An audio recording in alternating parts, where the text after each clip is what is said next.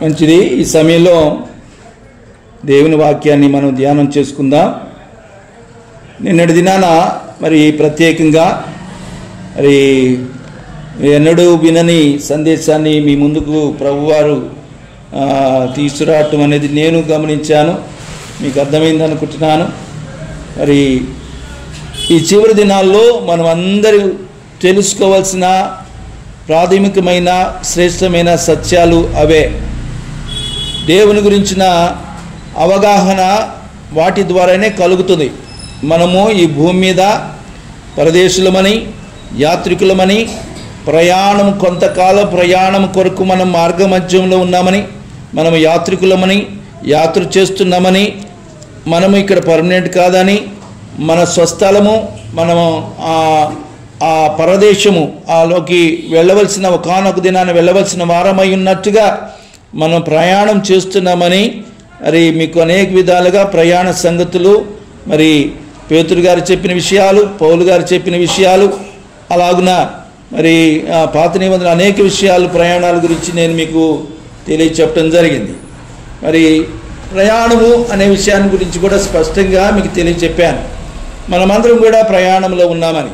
అయితే పరిశుద్ధ గ్రంథంలో బైబిల్లో మనం గమనిస్తే హోలీ బైబిల్లో మరి దేవుడు నాకు తెలియజేసిన ప్రేరేపణ కలుగజేసిన విషయాలు మీ ముందుంచుతాను. దీని ద్వారా మనము కూడా ఈ విషయాలు మీరు స్పష్టంగా వినగలిగితే ఈ వాక్యముల ద్వారా మీరు కూడా భక్తుల లిస్టులో చేరతారు. అంటే మీరు భక్తుల లిస్టులో లేరని నేను చెప్పేది కాదు, కానీ మరొక మెట్లకు వెళ్తారు. అంటే కొంతమంది భక్తుల లిస్టు ఉన్నారు. ఇప్పుడు అబ్రహాము, ఇస్సాకు, యాకోబు వాళ్ళొక క్రమం, ఆ తర్వాత యోసేపు, ఆ తర్వాత మోషే, యెహోషువ, మరి ఆ తర్వాత ఏలియా, ఎలీషాలు, అలాగా ఒక క్రమం ఉంది. ఆ క్రమంలోకి మనం కూడా చేర్చబడతాం. ఎప్పుడు అనగా ఆయనను మనం ఎప్పుడైతే సంపూర్ణంగా ఈ ప్రయాణం యొక్క విషయాలు వివరాలు మీరు తెలుసుకోగలుగుతారో అప్పుడు ఈ యొక్క మెట్లకు మనం ఎక్కగలుగుతాం.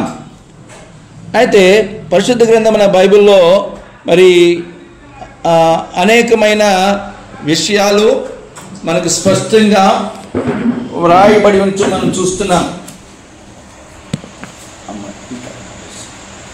గమనించండి.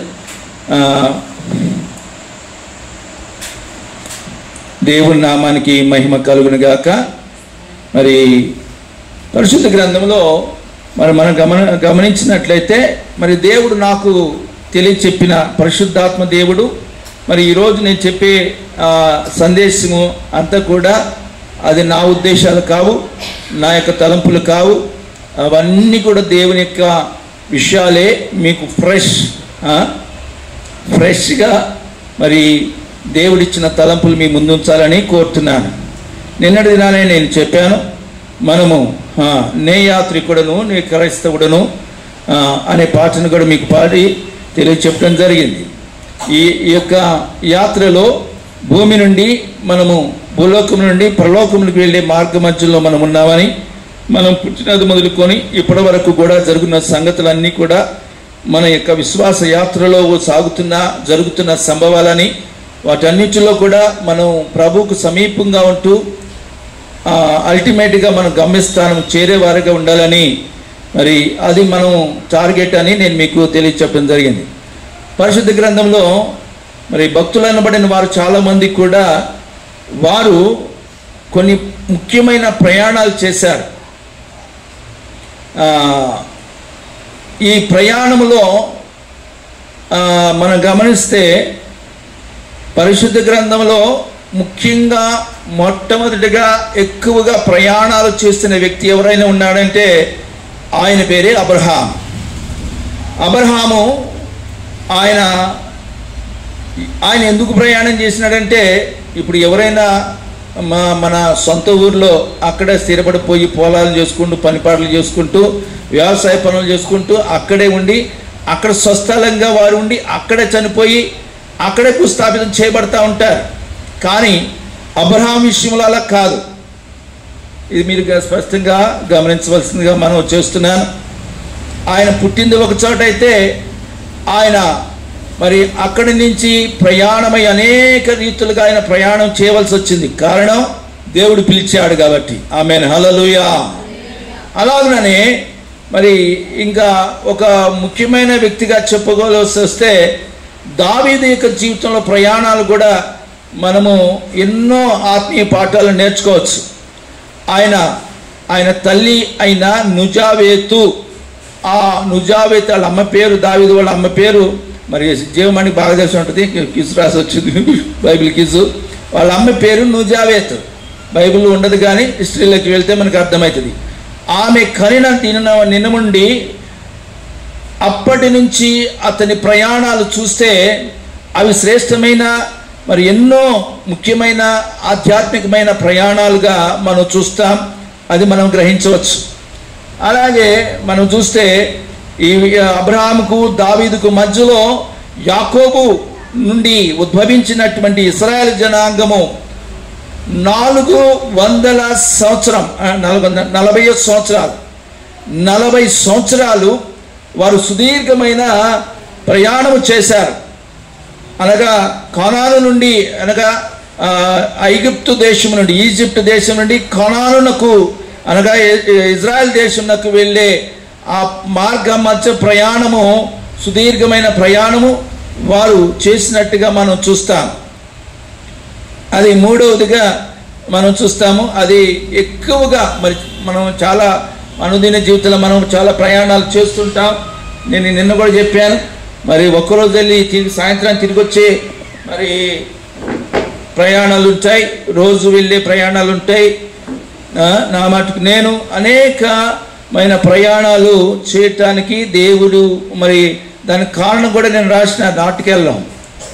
ఏమనంటే, go and make the disciples all people in the world, baptize them in the name of Father and Son and Holy Spirit అనే వాక్యము ద్వారా దేవుడు నాతో మాట్లాడిన కారణం చేత మరి పిలిచాడు. నువ్వు చెప్తున్నావు కానీ నీవు ఎక్కడికి వెళ్ళలేదే, ఏడ కూర్చున్నావు కదా, మరి అక్కడే ఉన్నావు కదా అన్నట్టుగా లేకుండా దేవుడు ఆ పిలుపుకు తగినట్లుగా నన్ను అనేకమైన ప్రాంతాలకు నడిపించి మరి భారతదేశంలో ముఖ్యమైన మెట్రోపాలిటన్ సిటీస్లో అన్నిటిలో కూడా వెళ్ళి అక్కడ దేవుని కొరకు సాక్షిగా వాక్య పరిచయం చేయడానికి, సువార్తను ప్రకటించడానికి ప్రభు వాడుకున్నాడు. మరీ ముఖ్యంగా ఆంధ్ర తెలంగాణ ప్రాంతాల్లో అనేకమైన ప్రాంతాలు సంచరించడానికి, దేవుని వాక్యాన్ని పరిచయం చేయడానికి, మరీ ముఖ్యంగా ఈ హైదరాబాద్, సికింద్రాబాద్ ట్విన్ సిటీస్లో మరి పలు ప్రాంతాల్లో మరి నేను వాక్యాన్ని బోధించడానికి ప్రభువారు నన్ను ఒక్కచోట ఉంచకుండా ఆయా ప్రాంతాలు సంచరిస్తూ దేవుని వాక్యం చెప్పడానికి ప్రభువారు నన్ను అలాగ నడిపిస్తూ వచ్చారు. అలాగే మనం చూస్తే క్రొత్త నిబంధన గ్రంథంలో యేసు ప్రభువారు ఆయన పుట్టినది మొదలుకొని ఆయన బెత్లెహేము ఎఫ్రాతాలో పుట్టి ఆయన ఆ దేశం అంతా సంచరిస్తాడు. ఆయన గలిలయ వెళ్తాడు, నజరేతు వెళ్తాడు, యెరూషలేము వస్తాడు. ఆ విధంగా మరి దాను నుంచి బయర్షెబా వరకు, అనగా టాప్ టు బొటమ్, ఇశ్రాయేల్ దేశంలో దాను అనేది పై భాగం ఉంటుంది, బొటంలో బయర్షెబా అని ఉంటుంది. ఆ బయర్షెబా నుంచి దాను వరకు మొత్తం ఆ దేశం అంతా కూడా చుట్టూ వచ్చిన వ్యక్తిగా ఆయన ఇజ్రాయెల్ దేశం అంతా కూడా చుట్టూ వచ్చి ఆయన దేవుని వాక్య పరిచర్య అనేకమైన బోధలు ఆయన చేసినట్టు చూస్తాం. ప్రభు చిత్తమైతే ఆయన సంచరించిన ప్రాంతాలలో జరిగిన సంగతులన్నిటిని గురించిన వివరాలతో కూడా మనం తెలుసుకోవాల్సిన వారమై ఉన్నాం. ఇక ముఖ్యంగా మరి ఇవన్నీ కూడా మరి ఈ యొక్క బైబిల్లో పరిశుద్ధ గ్రంథంలో చివరి ప్రకటన గ్రంథం అయిపోయిన తర్వాత లాస్ట్లో ఏముంటాయి, మనకి మ్యాప్స్ ఉంటాయి.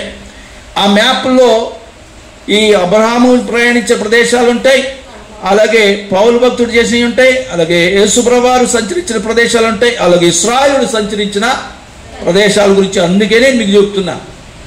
దేవుడు నాకు ఇచ్చిన ఆ నడిపింపు, ఆ యొక్క తలంపులన్నీ కూడా అవి వాక్యానుసారంగా దేవుడు నడిపిస్తూ నాకు నేర్పిస్తున్నాడు. అవే సంగతులు నేను మీ ముందు ఉంచుతున్నాను. అయితే ఇప్పుడు మీకు అర్థమైంది కదా, అబ్రహాము ప్రయాణం చేసినాడు, అలాగే ఇశ్రాయేలు ప్రజలు ప్రయాణం చేశారు. అలాగా దావీదు కూడా ఆయన తన జీవితంలో అనేక ప్రాంతాల్లో సంచరించిన వ్యక్తిగా ఉన్నాడు.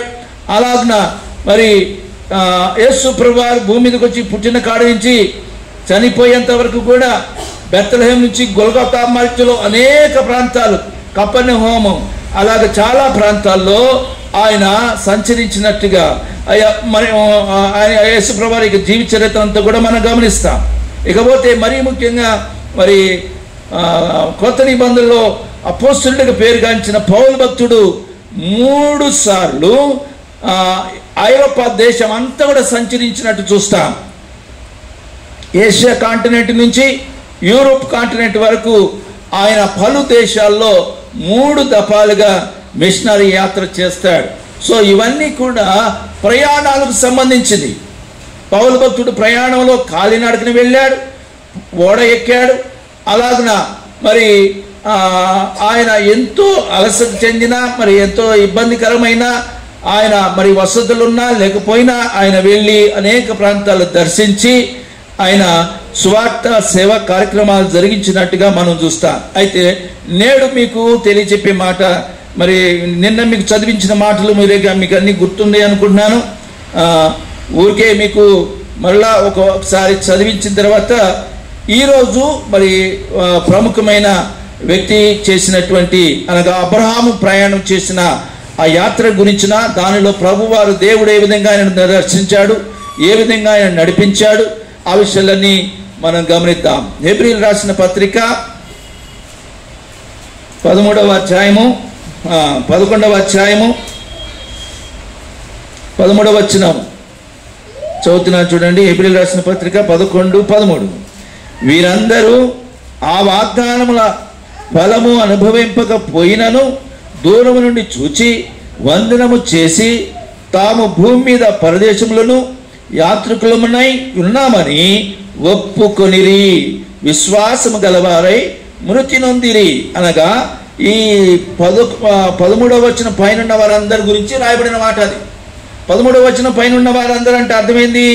5వ వచనం చూస్తే 4వ వచనం నుంచా 4 నుంచి విశ్వాసమును బట్టి హేబేలు కయ్యను కంటే శ్రేష్టమైన బలి అర్పించిన అక్కడి నుంచి మొదలుకుంటే మరి హానోకు వరకు కూడా మరి ఈ అబ్రహాము 8వ వచనంలో అబ్రహాం కనబడతాడు. అలాగే నోవాహు, వీరందరూ కూడా వారు కూడా పరదేశులు యాత్రికులుగా భూమి మీద జీవించారని చెప్పబడుతుంది మాట. అలాగనే ఇశ్రాయేలు ప్రజలు కూడా మరి అరణ్య యాత్ర నేను చదివించిన మీకు సంఖ్యాకాండం మీకు కావాలంటే గుర్తుపెట్టుకోండి. సంఖ్యాకాండము 33వ అధ్యాయము 1వ వచనంలో చదవండి. అదో ఆ వాక్యం కూడా, ఇశ్రాయేలు ప్రజలకు మోషే కంటే ముందున్న జనాంగము కూడా వారు యాత్రికులు ప్రదేశాలుగా ఉన్నారు. ఇప్పుడు రెండోదిగా మనం చూస్తే సంఖ్యాకాండం 33:1, మోషే అహరోనుల వలన ఐగుప్తు దేశంలో నుండి బయలుదేరి వచ్చిన ఇశ్రాయేలీలు చేసిన ప్రయాణములు, అది మనం కూడా ప్రయాణంలోనే ఉన్నాం, మనం కూడా యాత్రలోనే ఉన్నాం. పితరులు కూడా ఆ విధంగా ప్రయాణం చేసినారు. ఇశ్రాయేలుకు ముందు, యాకోబు కంటే ముందున్న జనాంగం అంతా దేవుని భక్తులందరూ కూడా ఆ విధమైన ప్రయాణంలో ఉన్న వారు చెప్పారు. ఇక్కడ పౌలు భక్తులు స్పష్టంగా తెలియజేశారు. రెండవదిగా సంఖ్యాకాండంలో మనం చూసినా వారందరూ ప్రయాణాలు చేసినారని. మూడవదిగా నేడు ఉంటున్న మనం క్రొత్త నిబంధన సంఘములో ఉంటున్న మనం కూడా ఏమై ఉన్నామంటే పేతురు పత్రిక 1వ పత్రిక 2వ అధ్యాయము అక్కడ రాసి ఉంటుంది చూడండి. చదవండి అమ్మా. ప్రియులారా, మీరు పరదేశులను యాత్రికులనై ఉన్నారు కనుక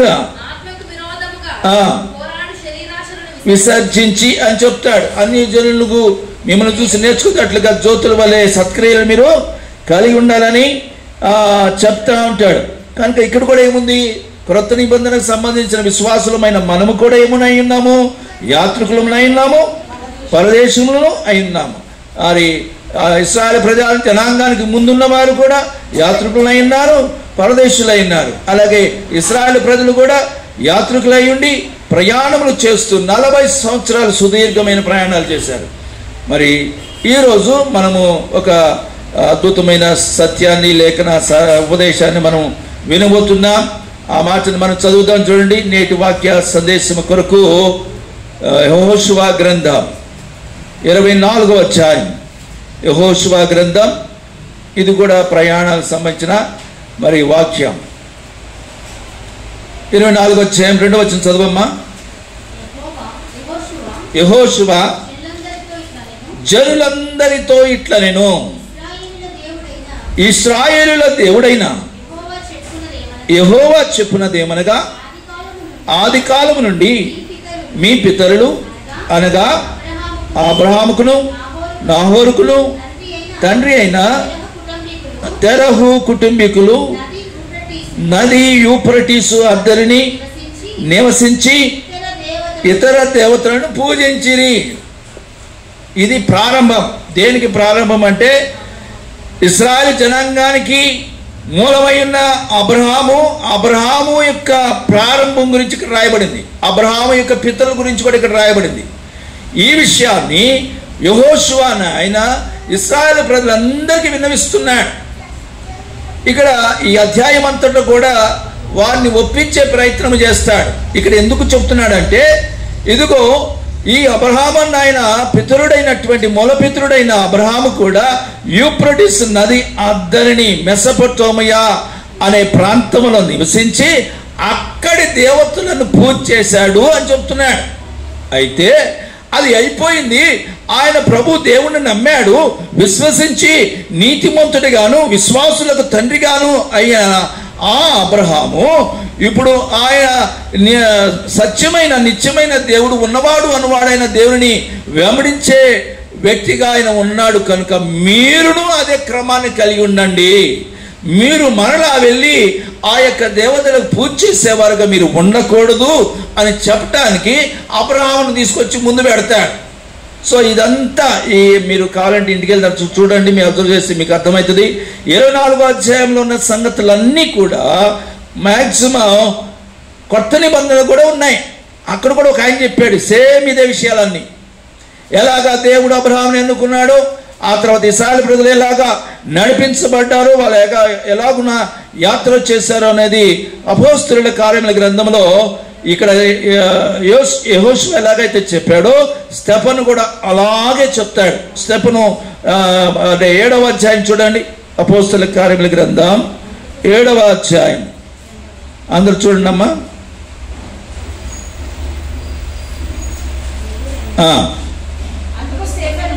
అందుకు స్టెఫను సహోదరులారా తండ్రులారా వినుడి, మన పితరుడైన అబ్రహాము అదుగో హారానులో కాపురం పెట్టాడు ఆయన. అయితే ఆ హారానులో కాపురం ఉండక మునుపు ఆయన ఎక్కడున్నాడంటే చెప్తున్నాడు అడ్రస్. మెసొపొటేమియాలో ఉన్నప్పుడు మహిమ గల దేవుడు అతనికి ప్రత్యక్షమై విడిచి బయలుదేరి రమ్మని అతనితో చెప్పాను. అప్పుడు అతడు అదిగో ఏ దేశం అవుతుంది అంటే ఏంటన్నట్టు తెలుసా మీకు? కల్దీల దేశం అంటే బబులోను సామ్రాజ్యం. కల్దీల దేశం అంటే కల్దీల భాష మరి దానియేలు షడ్రమేషక వీళ్ళకి నేర్పించారు కదా. అంటే ఇప్పుడు ఈయన ఎక్కడున్నట్టు? బబులోను సామ్రాజ్యంలో. అనగా బబులోను అంటే ఇప్పుడు ఏంటన్నట్టు ఇరాక్ అనే దేశంలో ఉన్నాడు ఆయన. స్వస్థలం అది ఇరాక్ దేశం. బాగ్దాదు పట్టణం అనే famous city, one of the famous city in the world. ఆ బాగ్దాదు పట్టణముకు దేశమైనటువంటి బబులోనులో ఆయన ఉన్నాడు. బబులోను దేశంలో ఇరాక్ దేశంలో అబ్రహాము నివసిస్తున్న దినములలో ఆయనతో దేవుడు మాట్లాడాడని స్టెఫను చెప్తున్నాడు. వింటున్నారా?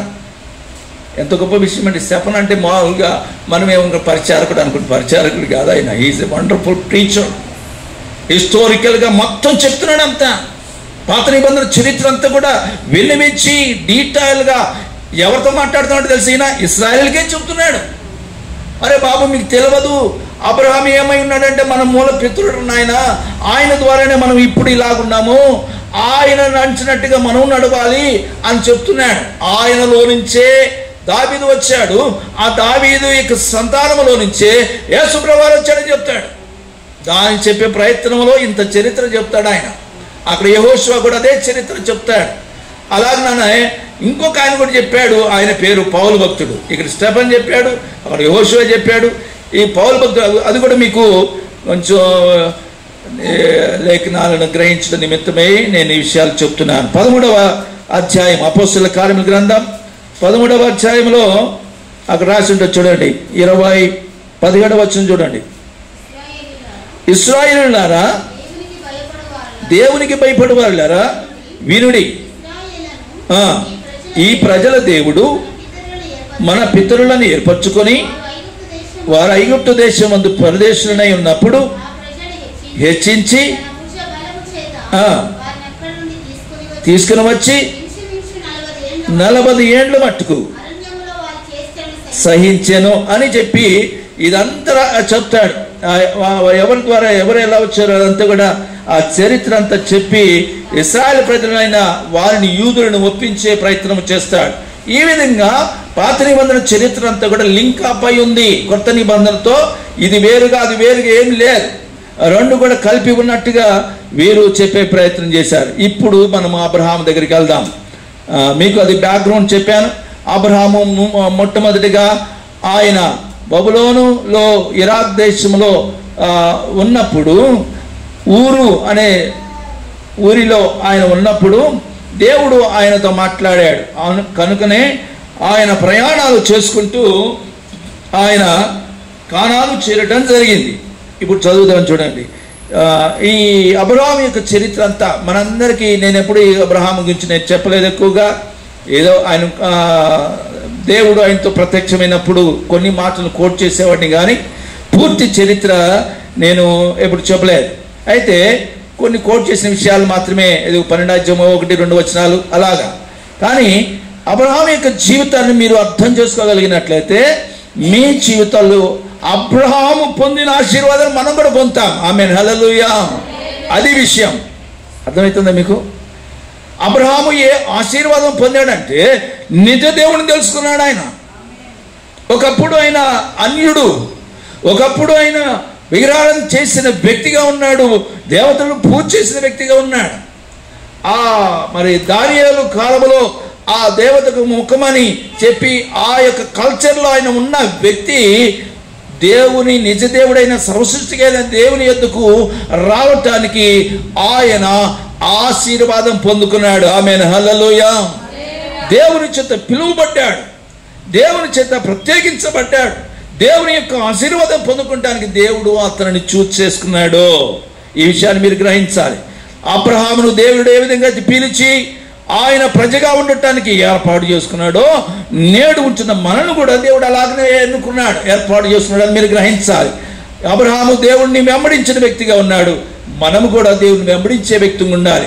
అబ్రహాముని దేవుడు పిలిచినప్పుడు ఆయన వెంటనే సింహాసనం ఎక్కించి కూర్చోబెట్టాడా? కూర్చోబెట్టలేదు. ఆయన తిప్పలు పడింది, ముందు ఆయన తిప్పలు పడ్డాడు. ఎందుకంటే హాయిగా ఆయన ఉన్న బబులోను దేశంలో, కల్దీలన దేశంలో, ఆ యొక్క ఊర్లో వాళ్ళ నాయన వాళ్ళ ఇద్దరు అన్నదమ్ములు నాహోరు, అదే చదువు చూడండి, 11వ చదువమ్మా, 11, 8, 24 చదువు. నాహోరు 99 ఏళ్ళు బతికి 29 ఏళ్ళు బతికి తెరహును కనెను. నాహోరు తెరహును కనిన తర్వాత 119 ఏళ్ళు బ్రతికి కుమారులను కుమార్తెలు కనెను. బ్రతికి అబ్రామును నాహోరును హారానును కనెను. 3 కుమారులు కన్నాడు. వాళ్ళ నాన్న పేరేంటి? అబ్రాము నాన్న పేరేంటి? తెరహు. తెరహు వాళ్ళ నాన్న పేరేంటి? నాహోరు.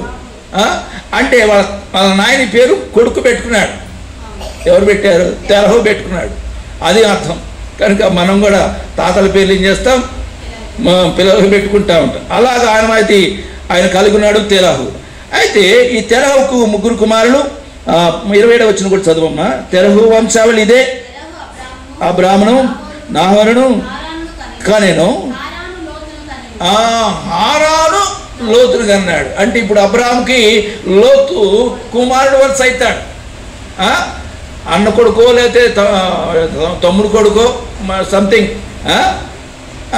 కొడుకు వరుస అవుతాడు. అయితే ఇది ఇంపార్టెంట్. ఎందుకంటే అబ్రహాము యొక్క ప్రయాణంలో విశ్వాస యాత్రలో ఈ లోతు ఒక ప్రముఖమైన పాత్ర వహించాడు. అందుకని ఈయన గుర్తుపెట్టుకోమని చెప్తున్నాను. కొంతమందిని అబ్రహాంతో ప్రయాణం చేసిన వారిలో కొంతమంది ముఖ్యులు ఉన్నారు. వారిలో అత్యంత ముఖ్యమైన వ్యక్తి ఎవరంటే శారా. రెండోదిగా మనం చూస్తే ఎలియాజర్. అంటే ఎలియాజరు ఎవరయ్యా అంటే దమస్కు వాడు అంటారు. ఎలియాజర్ ఎవరు? దమస్కు వాడైన ఎలియాజర్. ఇప్పుడు ఈ అబ్రహాము యొక్క దేవుడు పిలిచినప్పుడు ప్రయాణం చేసే ప్రయాణంలో వీరందరూ ఆయనతో కలిసి వస్తారు. ఆ మాట ఒకసారి చదువుతాం చూడనా. దమస్కు వాడైనా ఎక్కడుంది అది? 15వ అధ్యాయము 2వ వచనం చదవండి. అందుకు అబ్రాము, ప్రభు అయిన యెహోవా నాకేమి ఇచ్చినేమి, నేను సంతానం లేనివాడినై పోచున్నానే. అదుగదుగా చూడండి, దమస్కు ఎలియాజరే నా ఇంటి ఆస్తి కర్తయగును కదా అంటున్నాడు. అంటే అర్థం ఏంటి తెలుసా? మొట్టమొదటిగా హారానులో అబ్రహాము కాపురం ఉన్నప్పుడు ఆ ప్రాంతం వాడైన దమస్కు అనే ఊరుంది. ఆ దమస్కులో నుంచి ఎలియాజరు అబ్రహాముతో కలిసిపోతాడు. ఎందుకు వస్తాడంటే తన ఇంటి బాధ్యతలన్నీ చూడటానికి, నెరవేర్చడానికి ఒక మరి పనివాడిగా లేకపోతే ఒక ఆఫీసర్గా, సూపర్వైజర్గా అబ్రహాము ఎలియాజర్ని పెట్టుకుంటాడు. అతను ఒక పార్ట్నర్షిప్. ఎందుకంటే ఆస్తి ఎంత వారసుడు ఆయనే అవుతాడు అన్నంత స్థాయి ఉందంటే మరి ఎలియాజర్ ఎంత పొజిషన్లో ఉన్నాడో మీరు అర్థం చేసుకోవాలి. మొట్టమొదటిగా లోతు తర్వాత అంటే శారా తర్వాత లోతు తర్వాత ఎలియాజర్ తర్వాత ఇంకొక ఆమె వాళ్ళకి యాడ్ అవుతుంది. ఆమె పేరు ఏంటంటే హాగరు. ఆమె ఎక్కడి నుంచి వచ్చిందంటే ఐగుప్తు దేశం నుంచి వస్తుంది. వీళ్ళు వెళ్తారు కదా. ఇప్పుడు చూద్దాం చూడండి.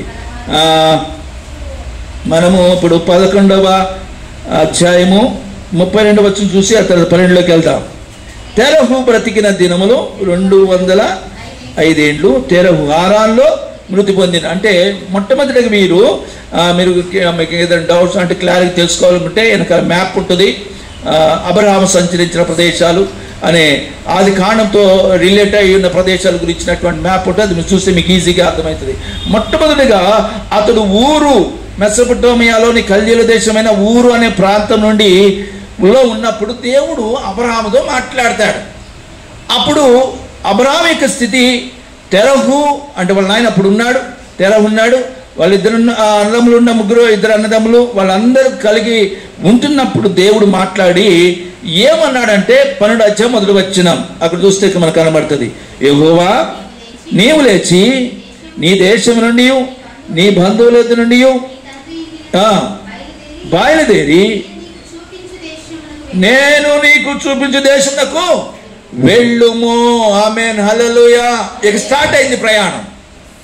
ఇక్కడ స్టార్ట్ అయింది ఈయన ప్రయాణం. అంటే అక్కడ ఉండమని చెప్తలేడు, నువ్వు అక్కడి నుంచి బయటికి రా అంటున్నాడు. నేను చూపించే దేశాన్ని, ఆ దేశం పేరు చెప్పలేడు, ఎక్కడ ఎంత దూరం చెప్పాలి, కుడివైపు చెప్పలేదు, ఎడమవైపు చెప్పలేదు, తూర్పు 4 దిక్కులు ఏ దిక్కు చెప్పలేదు. నేను చూపించు దేశానికి వెళ్ళు అన్నాడు. అంతవరకే. వెళ్తున్న క్రమంలో అక్కడి నుంచి మాట్లాడిన తర్వాత ఆయన ఏ విధంగా స్పందించాడు, ఏ విధంగా ఆయన వెళ్ళాడో ఒక్కొక్కటి మనం చూద్దాం. ఇది ఒకరోజు అయిపోయింది కానీ మరి ప్రభు చిత్త ప్రకారంగా ఈ అబ్రహాము ప్రయాణము మన విశ్వాసానికి ఎంతో అవసరం.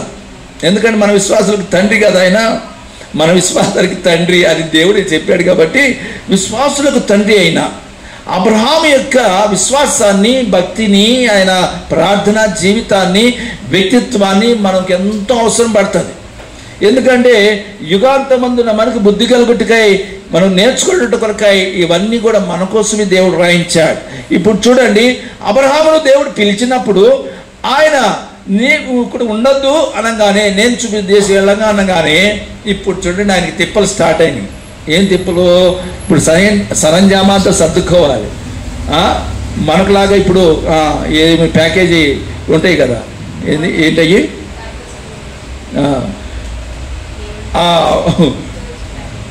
ప్యాకేజీ అంటే ట్రాన్స్పోర్ట్ వాళ్ళు ఉంటారు. ట్రాన్స్పోర్ట్ వాళ్ళకి చెప్తే వాళ్ళందరూ వచ్చేసి 10 నిమిషాలు మొత్తం ప్యాకేజ్ చేసి ఎక్కడికి కావాలో అక్కడ పంపించేస్తారు. ఇది అట్ట కాదు. అబ్రహాము బహుఆశీపరుడు. అప్పటికే వాళ్ళు బాగున్నవాళ్ళు.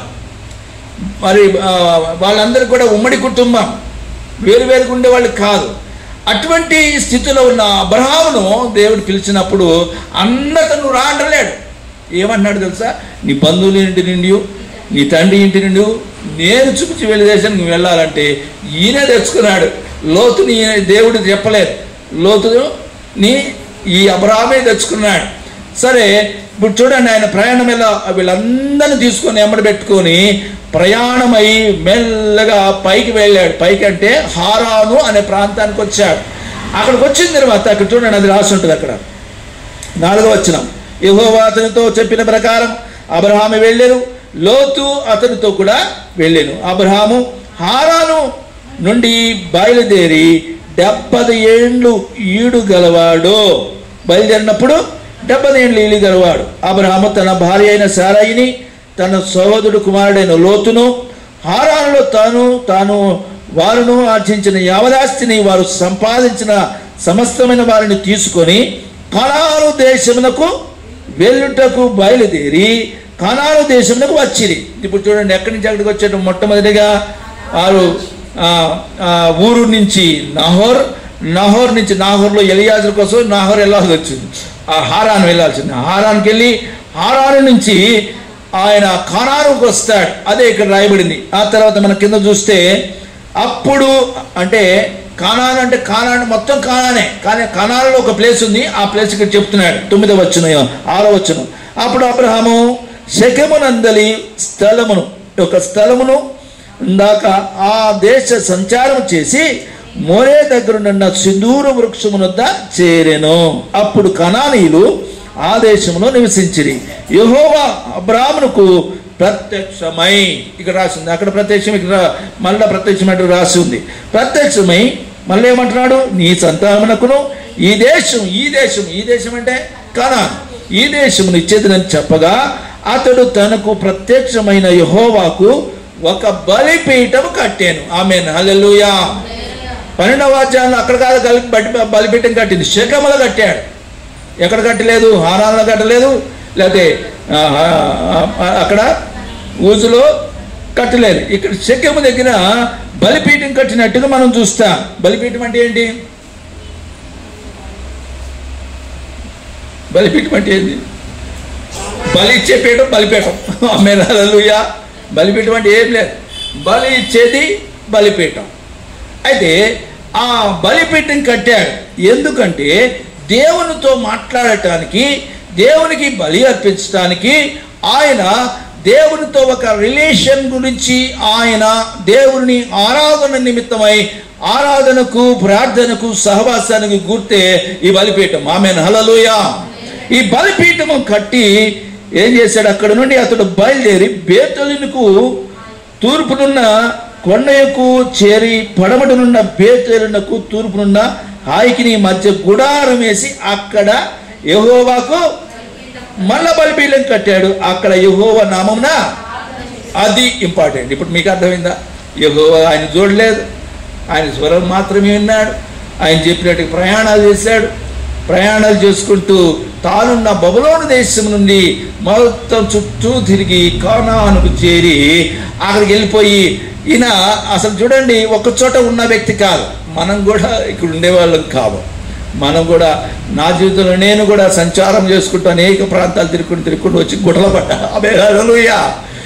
అర్థమవుతుంది మీకు? నేను ఇక్కడ ఉండేవాళ్ళని కాదు అసలు యాక్చువల్గా, కానీ దేవుడు ఇక్కడ నడిపించాడు. అర్థమవుతుందా? మనకు తెలియదు దేవునికి ఉన్నతమైన ప్రణాళిక ఎలా ఉందో. ఆ విధంగా అబ్రహామును తీసుకుని వచ్చి ఈ కానాను ప్రాంతంలో ఈ యొక్క బేతేలు దగ్గరకు తీసుకుని వచ్చిన సందర్భంగా అతడు బలిపీఠం కట్టి ప్రార్థన చేసెను అని ఉంది అక్కడ.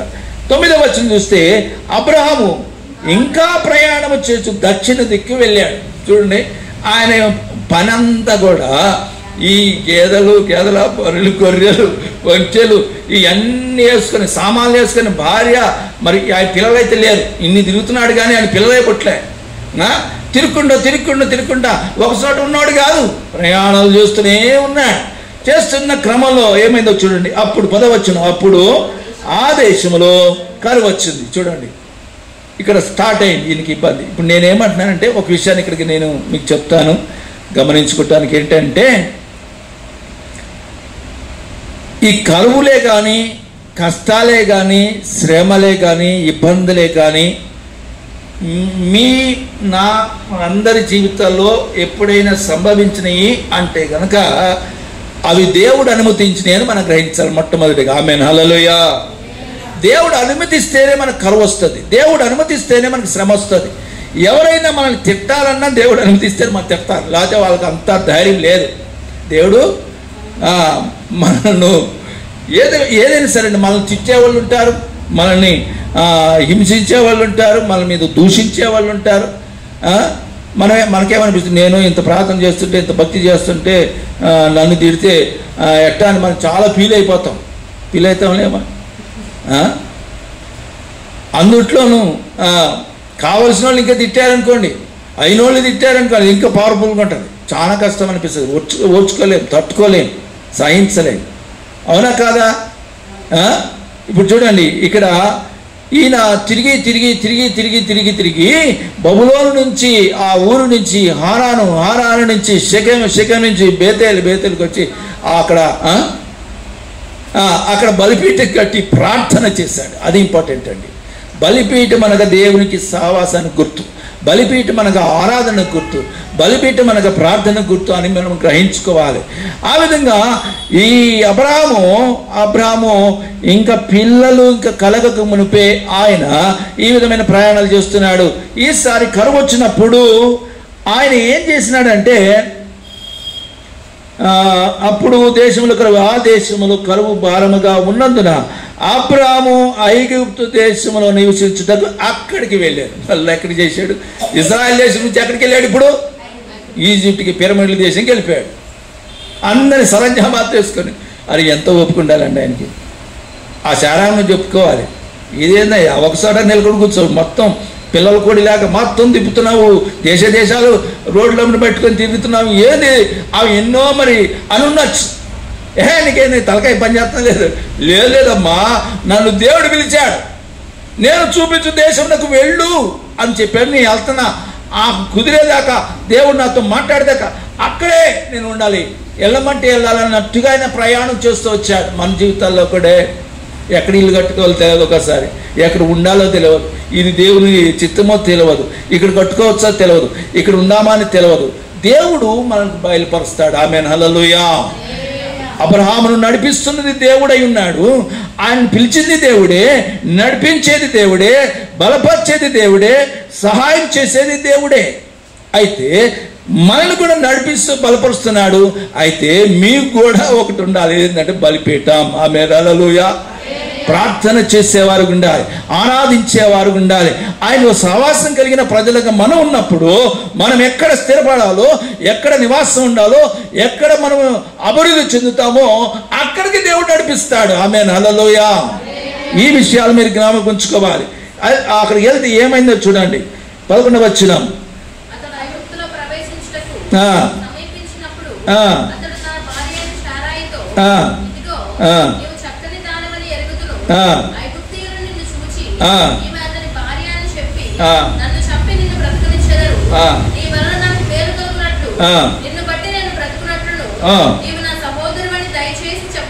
దయచేసి రిక్వెస్ట్ చేసుకున్నాడు.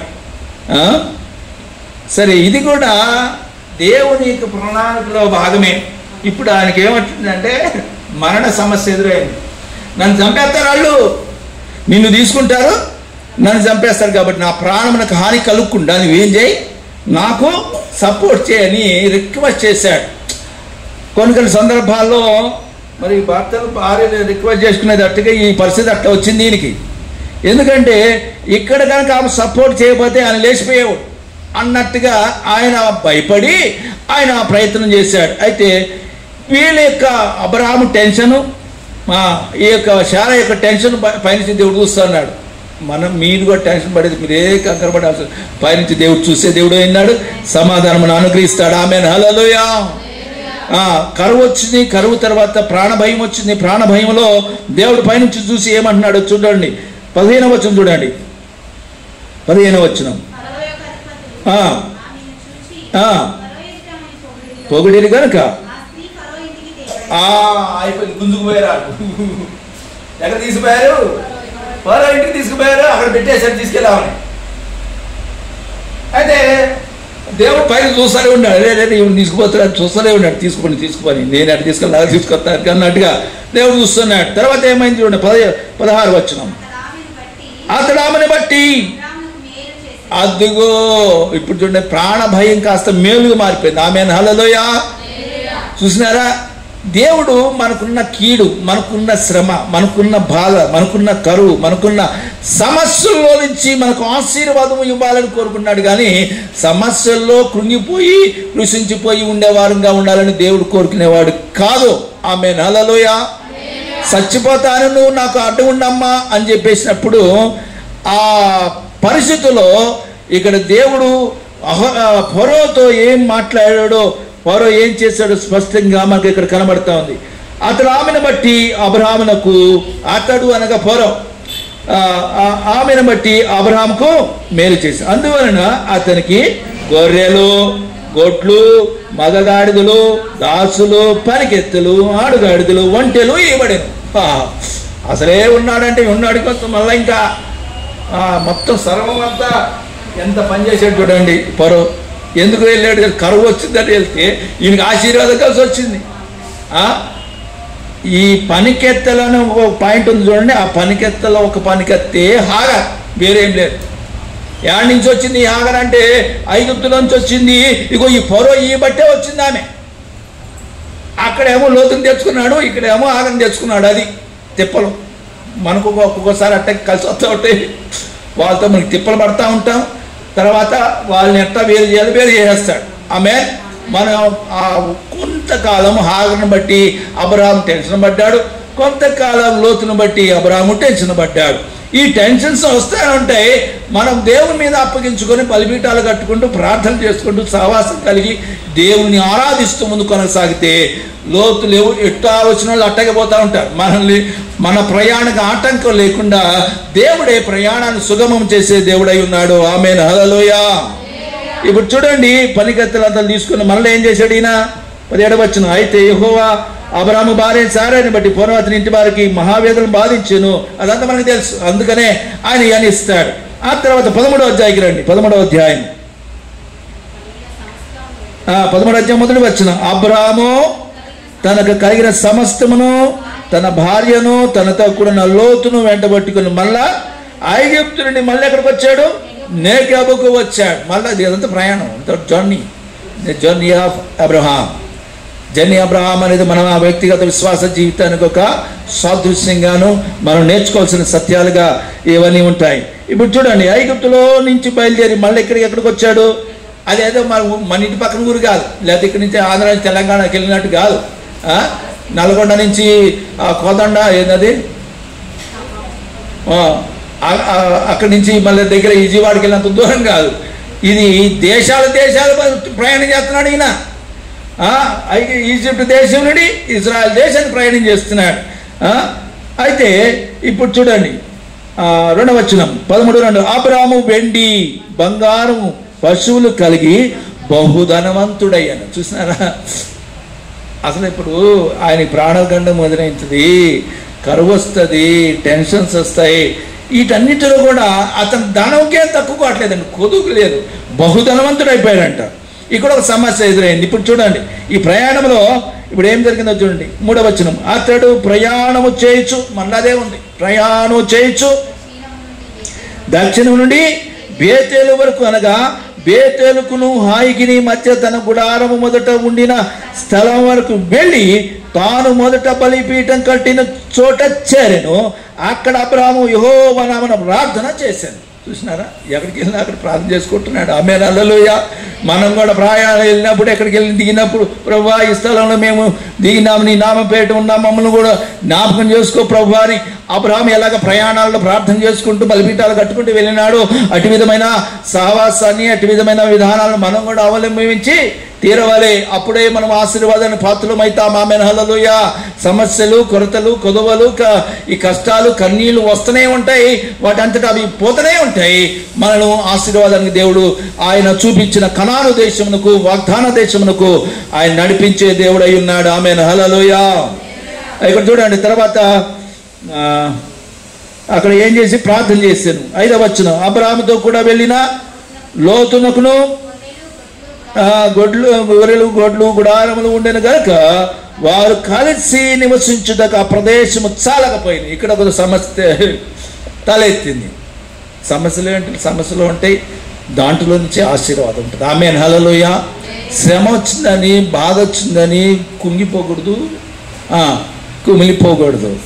మనము దేవునికి అప్పగించుకోవాలి. ఈ అబ్రహాం జీవితంలో చాలా అసలు ఆయన ప్రయాణమే దేవునికి సంబంధించింది. ఎందుకంటే తనంతట తాను ప్రయాణాలు చేస్తలేడు, ఏడబడితే ఆడ పోతున్నాడు.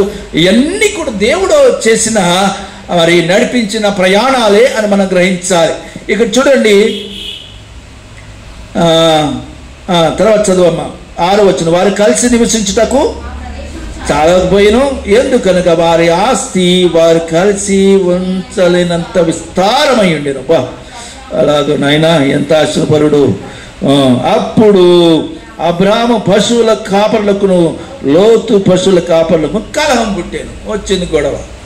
ఈసారి గొడవ కలహం ఎట్లాంటిదంటే సొంత వాళ్ళ దగ్గర నుంచి వచ్చింది, బయట వాళ్ళ నుంచి పొరవ దగ్గర నుంచి వచ్చింది. ఇందాక ఇప్పుడేమో సొంత వారి దగ్గర నుంచి, అనగా సొంత కొడుకు వరుస అయిన లోతుతో ఈయనకి సమస్య తలెత్తింది. అదే అక్కడ ఏమి రాసిందంటే పరిశుద్ధాత్మ రాయించిన మాట కలహము. ఏంటది? మీకే కలహాలు వస్తాయి, మీరు ఎలా చేస్తారు? మీ అయిన వాళ్ళకి వచ్చినాయండి కలహాలు. మీ అయిన వాళ్ళకే కలహాలు వస్తే మీరు ఎలా సాల్వ్ చేసుకుంటారు? ఇక్కడ అబ్రహాము ఎంతగా చూడండి, ఇక్కడ అబ్రహాం గురించి దేవుడు నాకు తెలియజేసిన ఒక పాఠం ఏంటంటే, అబ్రహాము చాలా ఓర్పు కలిగిన వ్యక్తి. ఆమేన్, హల్లెలూయా. చాలా సహనశీలి. ఎన్నో ఇప్పుడు చూడండి, ఒక్కొక్క ప్రయాణంకి అలసిపోతాం. ఇన్ని దేశాలు, బబులోను దేశం నుండి, ఇరాక్ దేశం నుండి ఇజ్రాయెల్ నుంచి ఈజిప్ట్ మధ్య ఇజ్రాయెల్, ఎన్ని ప్రయాణాలు, దేశాలు తిరుగుతున్నాడు. అన్ని సామాగ్రి వేసుకొని. నేనేమంటున్నానంటే మన జీవిత విశ్వాస యాత్రలో, భూమి నుండి పరలోకానికి వెళ్ళే ఈ యాత్రలో అనేకమైన ఒడిదుడుకులు ఉంటాయి, కష్టాలుంటాయి, నష్టాలుంటాయి, శ్రమలుంటాయి, వేదనలుంటాయి, ప్రాణాపాయ పరిస్థితులు ఎదురైతే అయిన వాళ్ళే మనను నిందించే పరిస్థితులు కూడా మనం ఎదుర్కోవాల్సి వస్తుంది. ఆమేన్, హల్లెలూయా. అయితే అటువంటి ఇప్పుడు అబ్రహాము ఒకటే గుర్తుపెట్టుకోండి, కలహం రాని, గొడవ రాని, కొట్లాడ రాని అబ్రహాము బలిపీఠములు కట్టే వ్యక్తి. ఇది గుర్తుపెట్టుకోవాలి. అంటే ప్రార్థించే వ్యక్తి అని, దేవుని ఆరాధించే వ్యక్తి అని.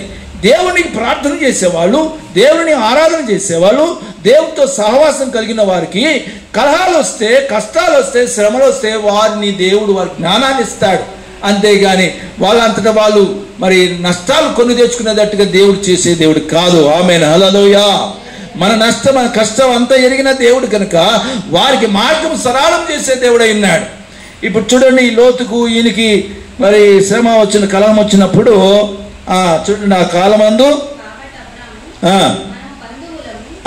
ఈ పాయింట్ కూడా నోట్ తీసి పాయింట్. మనం ఎవరు అంటున్నాడు? బంధువులం. ఎంత మంచి మాట అండి. అసలు బంధువులలోనే సంతోషం ఉంటుంది. కానీ అదే కలహంగా మారితేనో బంధుత్వాన్ని తెగయించుకునేదాకా వెళ్ళిపోతారు. అసలు బంధువులకి కలహాలు ఎందుకు వస్తున్నాయి అంటే అక్కడే రాస్తుంది, ఆస్తి వలన.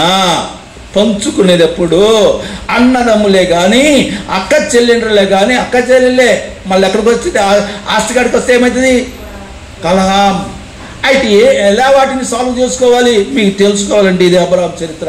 ఈ ప్రయాణంలో ఆయన తీసిన నిర్ణయాలు, ఆయన చేసిన ప్రార్థనలు మనకి ఎంతో అవసరం. ఆమేన్, హల్లెలూయా. ఇప్పుడు చూడండి, వీళ్ళకి బహు ఆస్తి ఉంది. ఆ ఆస్తిని మరి వాళ్ళు పంచుకోవడానికి చాలా కష్టతరమైన పరిస్థితి.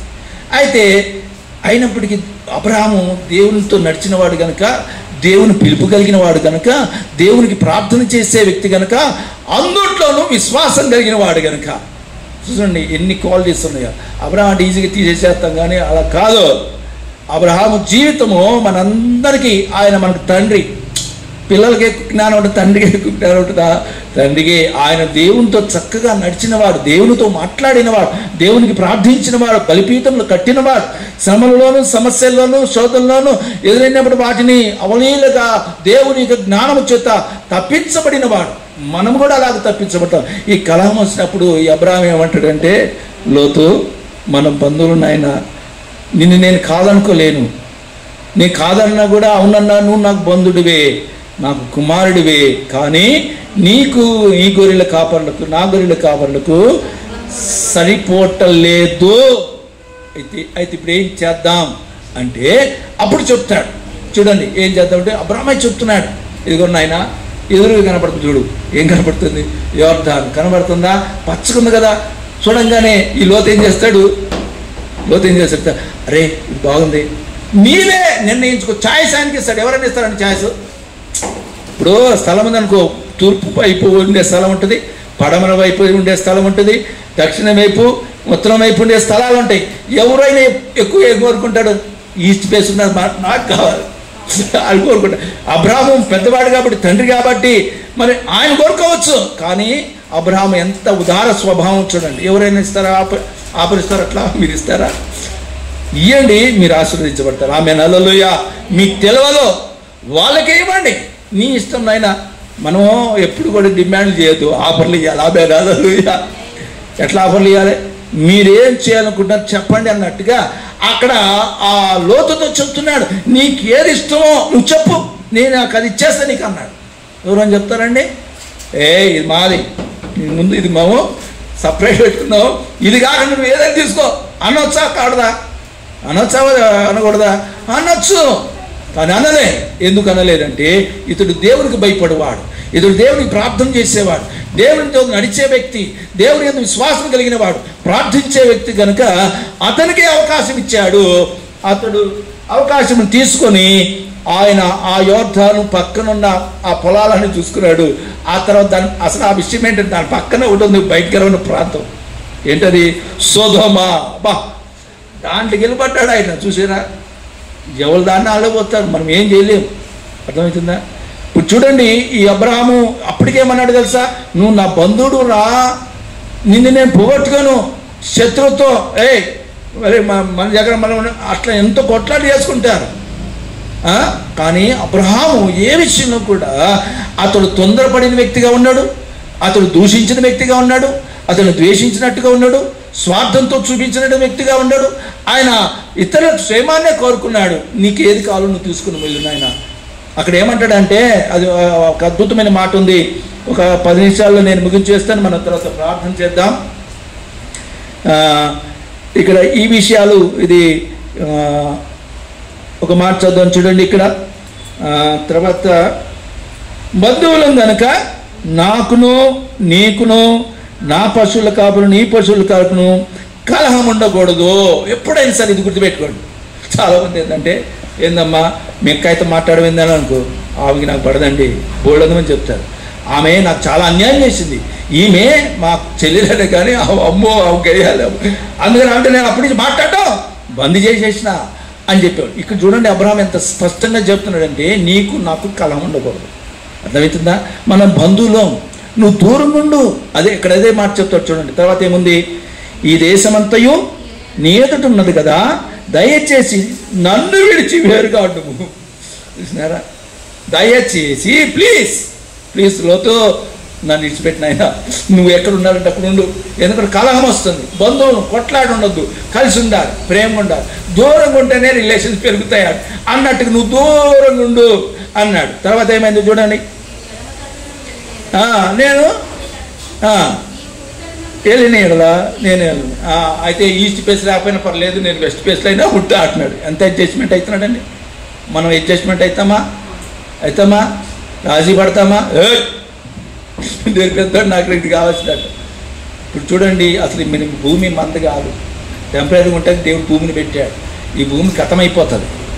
దీని కొరకు ఎందుకంటే కొట్లాడు అన్నట్టుగా అబ్రహాం ఎంతగా చెప్తున్నాడు చూడండి. మనం కూడా భౌతికంగా ఇప్పుడు ఉంటున్న మన ఈ దినాలలో మన యొక్క వ్యూస్, మన ఆలోచనలు, మన తలంపులు దేవుని ఆధారం చేసుకున్నవి ఉండాలి. కానీ మనం సొంతగా స్వార్థంగా ఏటిని ఆలోచన చేసి వాటి ద్వారా ప్రస్తుతానికి లాభంగా ఉండొచ్చు, కానీ అది నీకు శాశ్వతమైన లాస్ని తీసుకొచ్చేదిగా ఉంటుందని మనం గ్రహించుకోకపోతే మనం ఎంతో మనం కోల్పోయేవారు ఉంటాం. ఇక్కడ చివరిలో ఒక మాట చెప్తాడు చూడండి. లోతు 10వ వచనం, లోతు తన కన్నులెత్తి యోర్దాను ప్రాంతం అంటే చూచెను, యెహోవా సొదొమ గొమొర్రాను పట్టణం నాశనం చేయకవనుపు చేరుకు వచ్చే వరకు అదంతా యెహోవా తోట వలె ఐగుప్తు దేశం వల్ల నీరు పారు దేశమై ఉండేను. కాబట్టి లోతు తనకు దాని ప్రాంతం ఏర్పరచుకుని తూర్పు ప్రయాణం చేసెను. అట్లు వారు ఒకరిని విడిచి ఒకరు వేరైపోయి ఉండొచ్చు, కానీ కొట్లాట ఉండకూడదు. ఇప్పుడు అన్నదప్పుడు మా అన్నయ్య విశాఖపట్నంలో ఉంటే నేను హైదరాబాద్లో ఉన్నా, అంతేగాని కలం ఉండకూడదు, మాట్లాడుకోవాలి. అది విషయం. అర్థమవుతుందా? అది అక్కలే కానీ తమ్ముళ్ళే కానీ, ఎందుకంటే రిలేషన్స్ గురించి చెప్పబడింది. అన్నలే కానీ తమ్ముళ్ళే కానీ అత్తలే కానీ కోడలే కానీ అత్తయ్య కానీ భార్య కానీ భర్తే కానీ ప్రతి రిలేషన్స్లో మనం ఎప్పుడు కూడా కలహానికి తావిచ్చేటట్టుగా మనం ఉండకూడదు. మనము ఒకవేళ అది సాధ్యపడదైతే దూరంగా ఉండటం మంచిది, కానీ కలహాలతో అందరికి పంచాయతీలు పెట్టినట్టుగా మనము మన జీవితాలు మన సాక్ష్యాలు ఆ విధంగా ఉండకూడదని ఈ వాక్యం ద్వారా దేవుడు మనకు తెలియపరుస్తున్నాడు. 12వ వచనం 13-12లో అబ్రాహాము కనానులో నివసించెను. లోతు ఆ మైదానం పట్టణంలో ప్రదేశంలో కాపురమై ఉండి సొదొమ దగ్గర తను కూడా ఆనవేసుకున్నాడు. అయిపోయాడు, ఎక్కడ కూడా ఆడేసేసాడు. అబ్రాహాం ఎక్కడున్నాడు? కనానులో, అంటే పాలు తేలిన ప్రవహించే దేశంలో. అబ్రాహాం ఉన్నట్లుగా అతను ఒకవేళ ఇక్కడ ఉండాలని కోరుకున్నాడు. ఉంటాయి, అది దేవుడి చిత్తం కాదు. అది అర్థమవుతుందా? దేవుడు అబ్రాహాంని ఎక్కడ ఉండడానికి దిగొచ్చాడు, అక్కడే ఉన్నాడు, కానీ సొదొమలోకి వెళ్ళలే. ఇప్పుడు ఒకవేళ ఈ లోతే కనుక నేను ఇక్కడే ఉంటాను, నువ్వు ఇక్కడి నుంచి వెళ్ళిపో అంటే అప్పుడు ఎక్కడికి వెళ్ళాల్సి వచ్చేది? ఆయన ఎట్టప్పుడు చూసుకోవాల్సి వచ్చేది. కానీ దేవుడి యొక్క చిత్త ప్రకారంగా మనము ఆశీర్వాదానికి ఎంతమంది ఎవరొచ్చి అడ్డంబడి మనకు ఇది కాకుండా దక్కకుండా చేసేవారు ఉన్నప్పటికీ కూడా దేవుడు మనకు ఏదైతే నిర్ణయించాడో దానినే మనకు సాధ్యపరిచే దేవుడై ఉన్నాడు. ఆమేన్, హల్లెలూయా. దానిని బట్టి ఎవరు నువ్వు నిందించిన అవసరం లేదు. వాళ్ళు ఇచ్చేది వాళ్ళ వల్ల అయితే జరిగింది, లేకపోతే నేను ఎక్కడ ఉండాల్సి సింహాసనం ఎక్కేవాడిని పాటికి, లేకపోతే ఈ హైదరాబాద్కి ముఖ్యమంత్రి అయిపోయింది. వాళ్ళు అడ్డం పెట్టారు, వీళ్ళు అడ్డం పెట్టారు, అవన్నీ ఉత్తి మాటలు. అర్థమవుతుందా? ఆమె మా చెల్లె చేసింది, మా అక్కే చేసింది, మా తల్లి చేసింది, ఆయన చేయడు, మా బాబాయ్ చేసాడు, మా తమ్ముడే చేశాడు, ఇవన్నీ ఉత్తి మాటలు. ఎవరు ఏది మన మీద దాడి చేయాలన్నా, ద్వేషించాలన్నా, దూషించాలన్నా, ఒకవేళ కీడే తలపెట్టాలన్నా అది వాళ్ళతో అయ్యే పని కాదు. ఇది గుర్తుపెట్టుకోవాలి. ఎవరు చేస్తే ఒకవేళ అయితే గీతే చేస్తే ఎవరు చేయాలంటే చేస్తే దేవుడు అనుమతించాలి, అప్పుడే సాతాను చేస్తాడు. దానికి పావులు మనుషులు అవుతారు. ఇది గుర్తుపెట్టుకోండి, ఇది జీవిత సత్యం. అంతేగాని మనుషులు ఎవరిని మనం దూషించకూడదు. మనుషులు ఎవరు దీన్ని కారకులు అని చెప్పడానికి లేదు, వాళ్ళ అమాయకులు, వాళ్ళు పావులు అంటే బకరాలని అర్థం. అంతేగాని అది సాతానుడు వాళ్ళని వాడుకుంటాడు, సొంత బంధువులే కానీ వాడుకుంటాడు. వారిని మనం గమనించుకోవాలి. మరి భార్యనే వాడుకోలేదా సాతానుడు? ఎవరి విషయంలో? యోబు విషయంలో వాడుకున్నాడా? అలాగే ఉంటారు. అయితే మనము విజ్ఞతతో దైవికమైన జ్ఞానంతో ప్రార్థన చేసేవారంగా, దేవునితో సహవాసం చేసేవారంగా, ఆరాధన చేసేవారంగా మన వ్యక్తిగత జీవితం ఒక మాట చెప్తున్నా కదా, భార్య కానీ భర్తే కానీ అత్తే కానీ కోడలే కానీ అత్తే కానీ చెల్లెలే కానీ ఎవరైనా మనల్ని నిందించాలంటే, ద్వేషించాలంటే, దూషించాలంటే దేవుడు పర్మిషన్ ఇవ్వకుండా జరగదు. అది గుర్తుపెట్టుకోండి, ఇది సత్యం. చివరిగా ఒక మాట చదివించి మనం ప్రార్థనలకు వెళ్దాం. సమూయేలు 2వ గ్రంథం, సమూయేలు 2వ గ్రంథం. అంటే మనల్ని అబ్రహాము మీద అనేకమైన సమస్యలు వచ్చినాయి, కలహాలు వచ్చినాయి, ప్రాణాపాయ పరిస్థితి వచ్చింది, ప్రయాణాల్లో ఎన్నో సమస్యలు ఎదుర్కొన్నాడు. వాటన్నిటిలో కూడా దేవుడు చేరవలసిన ఆయన గమ్యస్థానాన్ని కానాను దేశంలోనే ఆయన్ని తీసుకొచ్చి చక్కగా నిలబెట్టాడు. 2వ సమూయేలు గ్రంథం 16వ అధ్యాయం చదువు తీసినావుగా. 16:6 చదువు. జనులందరూ రాజైన దావీదు మీదను అతని సేవకులందరి మీదను రాళ్ళు రువులుతూ వచ్చాను. ఈ సిమి, ఇది చాలా జాగ్రత్తగానండి. ఈ సిమి అన్నవాడు ఏమన్నాడంటే దావీదును పట్టుకొని ఏమన్నాడు, బా ఇప్పుడు ఏమైపోవాలి అసలు దావీదు అంటే ఓ ఆరాధన అంటే ఈయనేమంటాడు తెలుసా, మనం దావీదుని పొగుడుతూ ఉంటాం. దావీదు మహారాజ్, కింగ్, చక్రవర్తి, అది ఇదంటే దేవుడు ఏమన్నా నా హృదయాన్ని అంటే ఈ సిమి వచ్చేమంటాడు, నరాలతో కూడా ఆడుతున్నాడు. బా ఇప్పుడు ఎక్కడ పెట్టుకోవాలి దావీదు ముఖం? మరి దాని పడే దానితో బుద్ధులు తిట్టించుకున్నావు అన్నట్టుగా అయిపోయింది దాని పరిస్థితి. మామూలు పదం ఆడుతున్నాడు, నరహంతకుడా అన్నాడు, దుర్మార్గుడా అన్నాడు. మనం జంటలో మాట్లాడు ఒక రాజును పట్టుకుంటామండి. మీరు తట్టుకుంటారా? నరహంతకుడు అని అంటే ఏమంటాం? నేను ఒకసారి 10 సార్లు నువ్వే నరహంతకుడు అంట. దావీదు ఏ విధంగా స్పందిస్తున్నాడో మనం తెలుసుకోవాలి. చదవమ్మా, అందరూ జాగ్రత్తగా విందాం.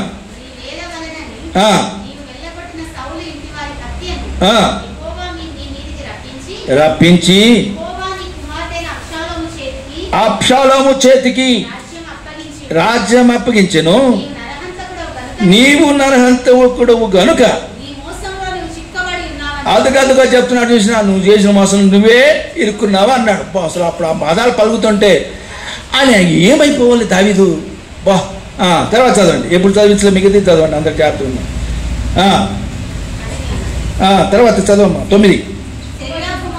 సెరయా కుమారుడైన అభిషాయి, ఈ చచ్చిన కుక్క నా ఏలినవాడు రాజు శపింపనేలా నీ చిత్తమైతే చేరబోయి వారిని చాలా ఛేదించి వచ్చేదినా నేను.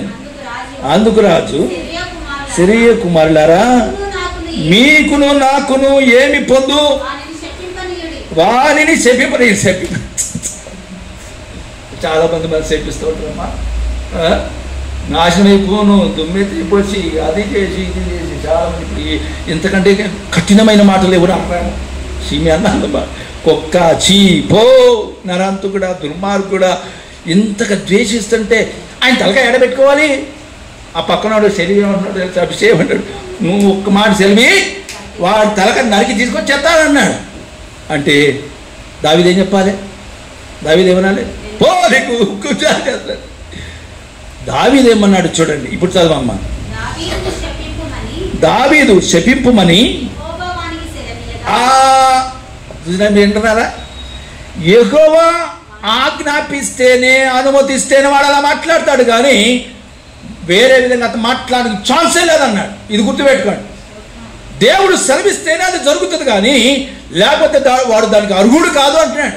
మనల్ని కూడా ఎవరైనా దూషిస్తే మనం కొంచెం తమాయించుకొని, ఓపిక పట్టుకొని, సహనం కలిగి ప్రభుకు అప్పగించేయాలి. యేసుప్రభువు వారు కూడా అదే చేసినారు. ఏమని, తండ్రి వీరేం చేస్తున్నారు, వీరెరుగురు కనుక వినటానికి బాగుంటాయి, చేయటానికి చాలా కష్టం ఉంటాయి, మనము వీటిని నేర్చుకోవాలని దేవుడు ఈ వాక్యాలను మన కొరకు రాయించాడు. తర్వాత చూడండి ఏమన్నాడు.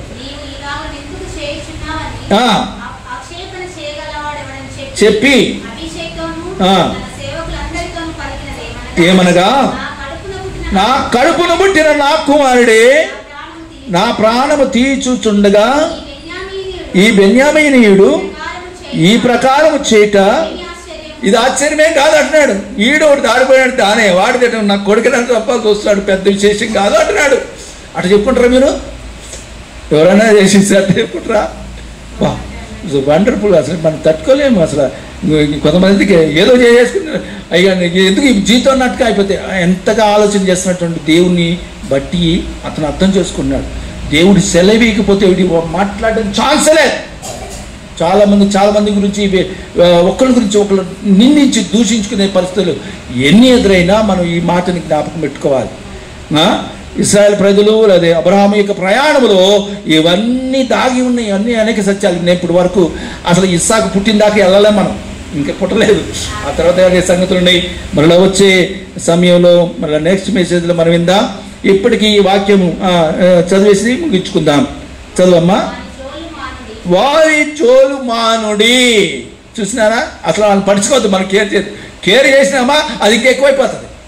అర్థమవుతుందా? వాడిని జోలి మానుడు అంటున్నాడు. ఈయనే వెళ్ళాలి. అసలు ఈయనే చెప్తున్నాడు, వెళ్ళేవద్దు, మీరు వెళ్ళే అవసరం లేదన్నాడు. ఆ తర్వాత యెహోవా వానికి సెలవిచ్చి ఉన్నాడు గనుక. అబ్బా, అందుకే దావీదుని గురించి నేను చెప్పాను. ఆయన దావీదు ప్రయాణాలు కూడా తెలుసుకోవాలి. ఆ ప్రయాణాలు తెలుసుకున్నట్టు ద్వారా మనం ఇంకా విశ్వాసంలో బలపడతాం, ఆత్మీయతలో బలపడతాం, ఆశీర్వదించబడతాం, దేవునితో కూడా నడవగలుగుతాం. దేవుడి మాటలు దీవించునుగాక. ఆమేన్. హల్లెలూయా. మంచిది. ఈ సమయంలో మనము